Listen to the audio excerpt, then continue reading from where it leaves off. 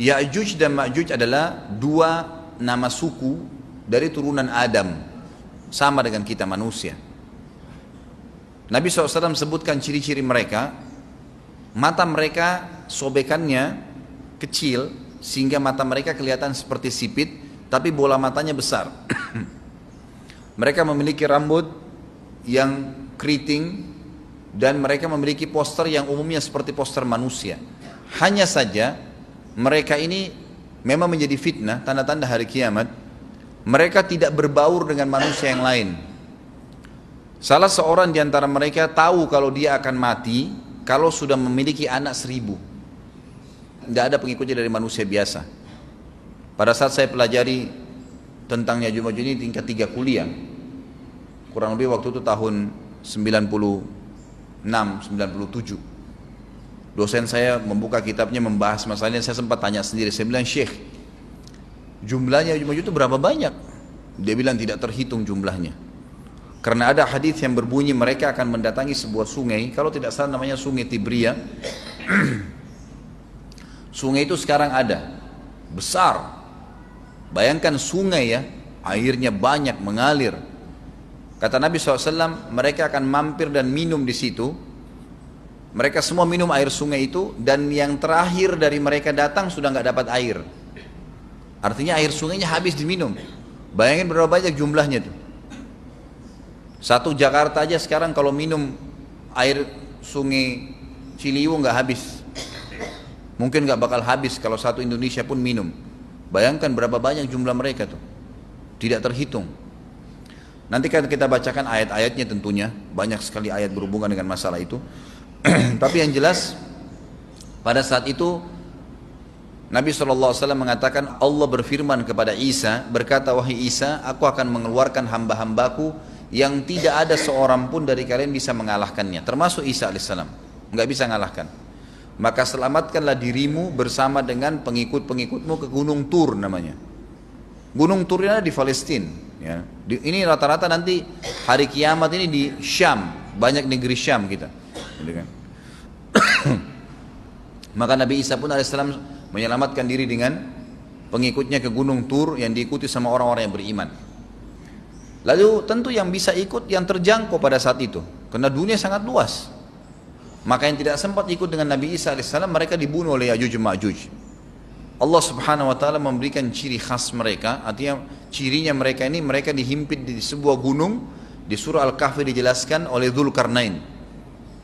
Dzulkarnain khilaf antara ahli sejarah mengatakan dia nabi atau dia orang saleh. Tapi Allahu alam, saya cenderung dengan pendapat yang mengatakan dia adalah seorang nabi.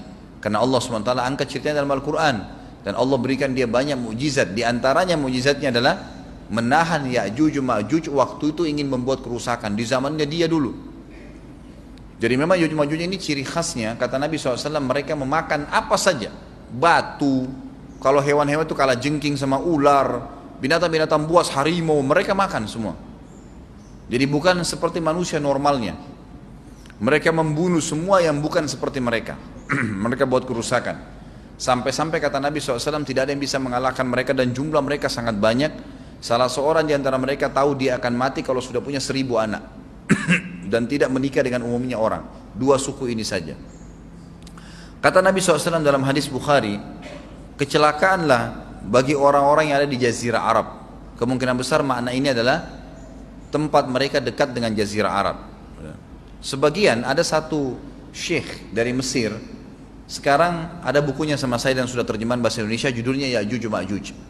Kalau Bapak Ibu mau beli bisa, ada judulnya Ya'juj Ma'juj, tapi saya lupa penerbitnya apa. Itu agak tebal, harganya mungkin sekitar 85.000 atau 100 ribuan lah maksimal. Itu khusus, dan beliau adakan penelitian, saya baca dan memang sangat konkret dan ilmiah.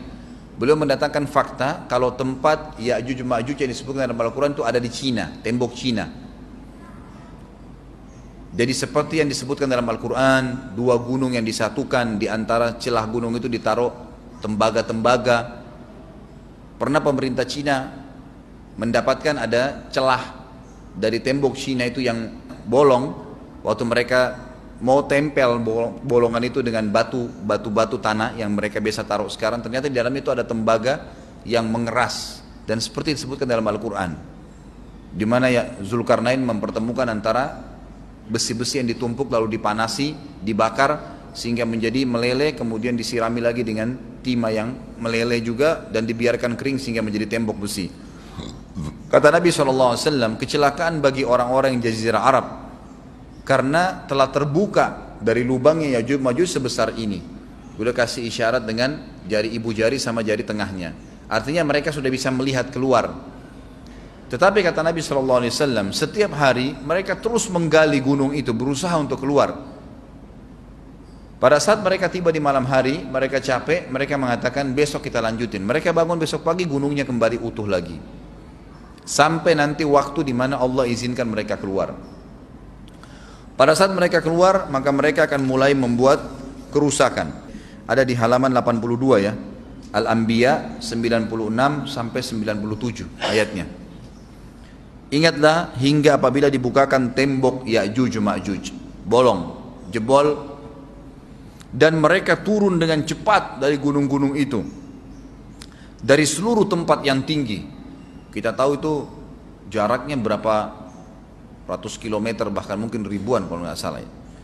Semuanya itu akan dipenuhi Ya'juj Ma'juj. Dan telah dekatlah, kalau sudah terjadi itu, kedatangan janji yang benar, maksudnya hari kebangkitan. Maka tiba-tiba terbelalaklah mata orang-orang kafir. Mereka berkata, aduhai celaka kami, sesungguhnya kami dalam kelalaian tentang ini, bahkan kami adalah orang-orang yang zalim. Kenapa? Karena Ya'juj Ma'juj tidak lihat apakah kafir atau beriman. Mereka tidak butuh, bukan seperti Dajjal ya. Dajjal butuh jadi pengikutnya, oke, aman. Ini enggak, siapa saja ditemuin dibunuh. Dia enggak pandang, enggak mau tanya kamu dari suku mana, kamu agama apa, tidak dipandang. Orang-orang muslim pada saat itu, orang-orang muslim pada saat itu yang ikut dengan Nabi Isa AS berhasil selamat. Walaupun pada saat itu di muka bumi umumnya orang sudah beriman. Yang dimaksud di sini orang-orang kafir adalah adanya orang-orang yang masuk Islam karena terpaksa, karena mereka tidak terlalu faham pada saat itu, lalu mereka menganggap remeh informasi dari Nabi Isa alaihissalam. Maka mereka terbelalak matanya karena dibunuh oleh Ya'juj Ma'juj. Kata Nabi SAW di dalam hadis sahih riwayat Imam Bukhari, bahwasanya Ya'juj Ma'juj akan membunuh siapapun yang mereka temui. Bahkan pada saat mereka sudah merasa menguasai bumi, mereka melepaskan anak-anak panah mereka ke langit. Lalu Allah menurunkan anak-anak panah mereka sebagai fitnah dipenuhi dengan darah. Maka mereka berkata, kami telah membunuh semua yang ada di bumi dan semua yang ada di langit. Maka sebagai penutup dalam bahasan itu, kata Nabi SAW, Allah lalu mengizinkan Isa untuk berdoa kepada Allah agar memusnahkan mereka. Maka Isa AS pun akhirnya berdoa, meminta kepada Allah Subhanahu Wa Taala agar mereka semua dimusnahkan. Maka pada saat itu pun Allah Subhanahu Wa Taala menurunkan kepada mereka hama. Sebagian hadis menyebutkan serangga kecil seperti cacing, banyak sekali yang menimpa tubuh-tubuh mereka. Setiap orang satu.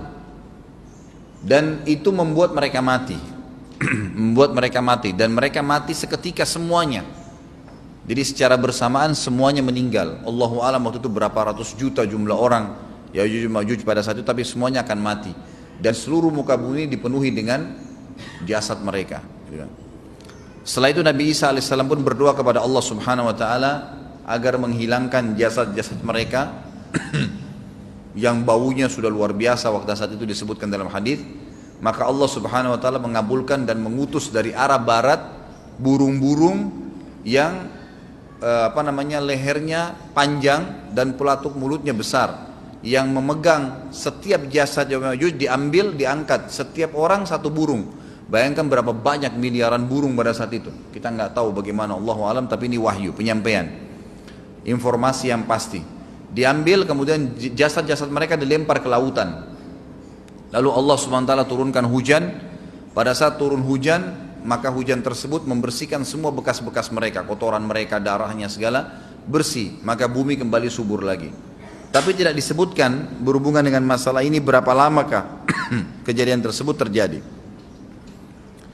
Kemudian setelah itu Isa AS memimpin lagi di muka bumi sampai beliau meninggal. Setelah Isa AS meninggal, kembali lagi sebagian besar manusia berbuat kekufuran. Kembali manusia berbuat kekufuran. Mereka kembali lalai, nggak ada lagi pemimpinnya karena terlalu banyak orang pada saat itu, maka ada yang kufur lagi.